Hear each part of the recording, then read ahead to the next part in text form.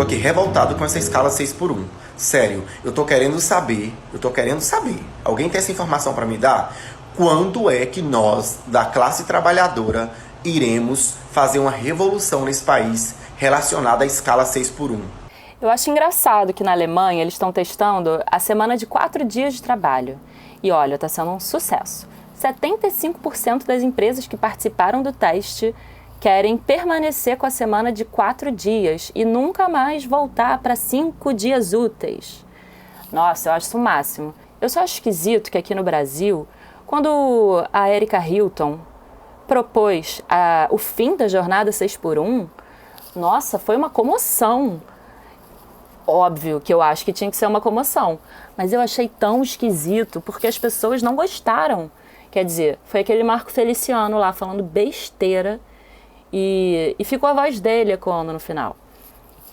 Diz ele que o brasileiro tem que trabalhar até morrer. Eu não entendo. Eu imagino que o Marco Feliciano não trabalhe na escala 6x1, né?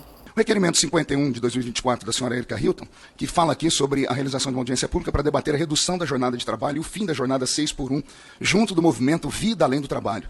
Pelo que eu entendo aqui, é se propor que essa Câmara dos Deputados se debruce sobre um assunto para diminuir a jornada de trabalho do trabalhador brasileiro. Parece que para 4 dias da semana e diminuir ainda para 6 horas de trabalho. Eu acho isso uma excrescência, pessoalmente falando, né? Acho que o ser humano ele é digno do seu trabalho e todo trabalho dignifica o homem. E nós temos um país que precisa crescer. E só há crescimento se houver trabalho. Democracias sérias e maduras como os Estados Unidos da América, como o Japão, todas as pessoas trabalham até a exaustão para verem a prosperidade, a riqueza e tudo mais. Para mim, para nós, o PL, inclusive, o maior método de trabalho social ou de ação social que o governo possa fazer para o ser humano é dar a ele trabalho. Então, o que me consola é que o vereador Rick, do movimento VAT, Vida Além do Trabalho, foi eleito aqui no Rio de Janeiro. Se trata de uma mudança extremamente necessária. Escala 6x1 é um método de trabalho exploratório que a gente tem ainda hoje no Brasil, né? Posso dizer, afirmo que a continuidade da escravidão no nosso país, o trabalhador só tem um dia de folga para cada 6 dias trabalhado, e para além disso, a escala 6x1 ela abre brecha também para cometer crimes. Né? Qualquer um que passar pelo comércio e perguntar, tem pessoas trabalhando 10 dias, 15 dias para folgar um dia e não há uma fiscalização incisiva relacionada a isso. Então, essa pauta realmente representa os trabalhadores da base da pirâmide, os trabalhadores que fazem com que a economia não pare em momento algum e pessoas que são extremamente desvalorizadas no nosso país, que deveriam ter uma escala justa, um salário justo, e não tem. Quando eu gravei esse vídeo, eu não estava por dentro das últimas movimentações do Rick Azevedo e da Erika Hilton. Mas agora eu sei que eles estão recolhendo assinaturas dos deputados lá no Congresso Federal para a PEC contra a jornada 6x1 ser aprovada.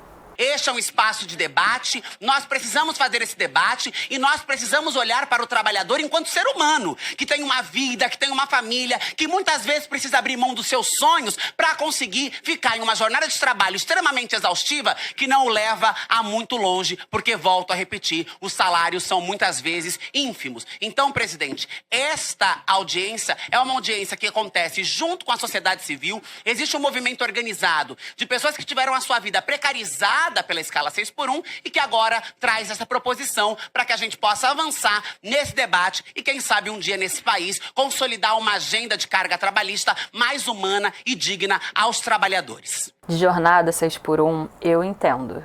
Eu trabalhei por quase 8 ou 9 anos num grande canal de televisão. Eu sou editora de vídeo. Eu trabalhei em regime CLT, na jornada 6x1, 9 horas por dia, durante feriado e tudo mais. Às vezes trabalhava de madrugada também. Assim, quanto aos meus direitos, eu não posso reclamar nada, porque realmente eles pagavam tudo tintim por tintim. Agora, a jornada era extremamente extenuante. E assim, eu acho que eu posso até ser considerada uma CLT Premium, sabe? Que andou rolando aí pela web outro dia. Porque além de 13º, eu ainda ganhava 14º. E eu acho que isso é raro por aí, né? Só que assim, por mais que eu ganhasse bem, meu salário base era muito bom, eu ganhava hora extra, ganhava adicional noturno, ganhava feriado em dobro, domingo em dobro. Mas mesmo assim, isso não... Por mais que eu tivesse uma autonomia financeira e ganhasse muito bem, isso não garantia a minha saúde, isso não garantiu a minha saúde. Durante 8 anos eu trabalhei nessa jornada e foi extremamente extenuante.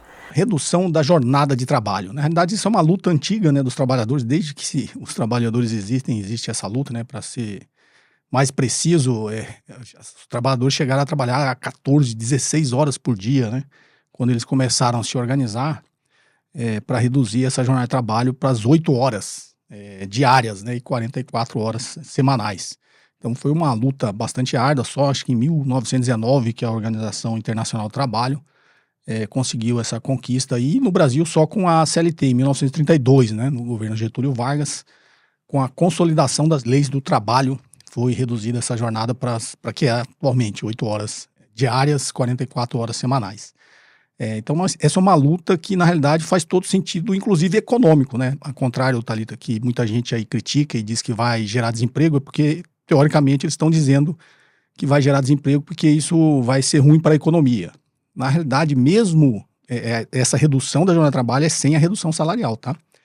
Então, mesmo que se reduza a jornada de trabalho, isso vai ter um benefício econômico. Tem muitos países que já fizeram esses experimentos, tá? Qual que é a lógica disso? É que o trabalhador com mais tempo para sua vida pessoal, ele vai ter menos problemas de saúde, ele vai poder se dedicar mais à família, vai ter mais tempo para se dedicar à cultura, né, aos estudos, vai ter mais tempo para ler, para estudar, para ficar com a família, ficar com os filhos, né? Então, quando você tem um ganho na sua qualidade de vida, você costuma ser mais produtivo no trabalho. Então tem muitas empresas que já fizeram, inclusive, esses experimentos aí e adotaram essa redução da jornada de trabalho. Não é nem a 6x1, tá, Thalita? 6x1, quem trabalha, obviamente, meio experiente no sábado, né? Trabalha 6x1, trabalha os 5 dias da semana, de segunda a sexta, mais o meio período no sábado, e ele teria ali muito pouco tempo para se dedicar à sua vida privada, né? Ele teria só o tempo do restante do sábado e o domingo. Grande maioria das empresas não trabalha no sábado, quem não está muito no comércio, né? Não está ligado a isso, trabalha só de segunda a sexta, é 5x1, mas a grande luta, e que muitos países estão adotando, é a jornada 4, de 4 dias na semana, só de segunda a quinta. Inclusive tem empresas no Brasil que já adotaram isso, né? Já fizeram esse experimento e já viram que teve, na realidade, ganho de produtividade. Ou seja, o trabalhador com mais tempo para se dedicar aos estudos, à família, aos filhos, à educação, ao lazer, ao entretenimento, né? Todo, como diz o Pepe Mujica, a gente vende o tempo, né? Então a gente... Não me fez bem. E eu acabei tendo um burnout. Assim, honestamente, eu chamo de burnout isso que eu tive. Mas o meu médico, ele diagnosticou como outra coisa. Eu tive 2 médicos. Um diagnosticou como transtorno de ansiedade generalizado e o outro como depressão mesmo. O que eu sei é que eu estava extremamente estafada, estressada, agressiva. Comecei a ter uma insônia que não resolvia nunca. E comecei, assim, a ficar agressiva com a minha família. Quebrar coisa em casa, daí para pior. E também tive pensamentos suicidas. Então, depois de 1 ano, eu cheguei a pedir licença médica e entrei no INSS durante 2 meses. Mas durante 1 ano isso não melhorou, não passou. Eu voltei a trabalhar depois da licença médica e eu não melhorei. Então, num dia, eu acabei pedindo demissão.